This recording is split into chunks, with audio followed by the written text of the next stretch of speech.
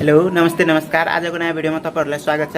आजको भिडियोको टपिक रहेको छ कोरोना भाइरस, जुन एक दुई दिनदेखि निकै चर्चितमा चलेको न्युज हो, निकै चर्चितमा रहेको समाचार पनि हो, जुन फेसबुक, इन्स्टाग्राम, टिकटक र युट्युबमा निकै चर्चितमा रहेको न्युज हो। जुन हिजो 2082 साल जेठ 13 गतेको डाटा अनुसार भारतमा, हाम्रै छिमेकी राष्ट्र भारतमा 1000 भन्दा बढीमा कोरोना संक्रमण भेटिएको छ र जसमध्ये 12 जनाको मृत्यु पनि भइसकेको छ। जसमा त अस्ति सोमबारको डाटा अनुसार 7 जनाको मृत्यु भएको थियो र हिजो मंगलबारको डाटा अनुसार 1000 भन्दा बढीमा कोरोना संक्रमण भेटिएको छ र 12 जनाको मृत्यु भएको छ। जसमध्ये हाम्रो नेपालमा पनि लगभग 7 जनामा यो कोरोना संक्रमण भेटिएको थियो।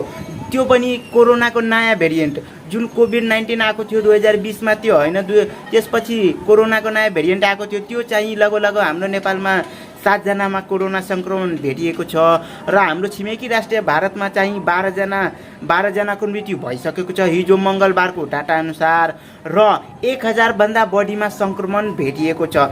सो यो समस्या, यो निकै नै ठुलो समस्या हो जो हामीहरूले न्युजमा हेरिराखेको छौँ। यो साँचो हो, जो हामीले सत्य तथ्य मलाई पनि थाहा भएन, मैले पनि फेसबुक र युट्युबबाट पाएको जानकारी र पाएको समाचार हो, त्यसबाट मैले पनि भन्दैछु। सो तपाईहरुले पनि खोज्नु होला, हेर्नु होला एन्ड कमेन्टमा पनि भन्नु होला, हो यो साँच्चीको यो झुटो हो, मलाई पनि थाहा भएन। सो एन्ड साँच्चीकै हो भने हामीले आफ्नो सावधानी आफै अपनाउनु पर्छ।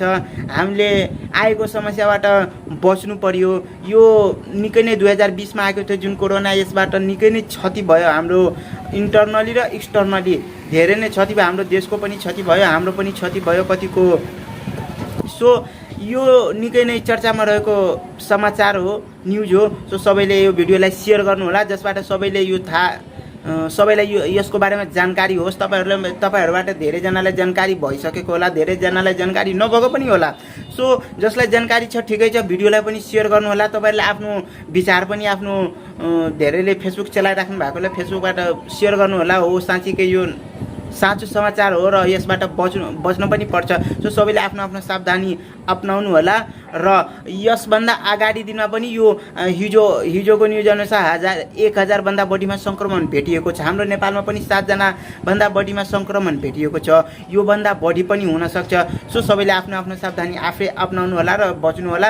सो आजको लागि यतिकै, धन्यवाद। जय नेपाल। र यो भिडियोलाई सक्दो सेयर गर्नु होला, जसबाट सबैलाई यसको बारेमा जानकारी होस्। सो धन्यवाद। जय नेपाल।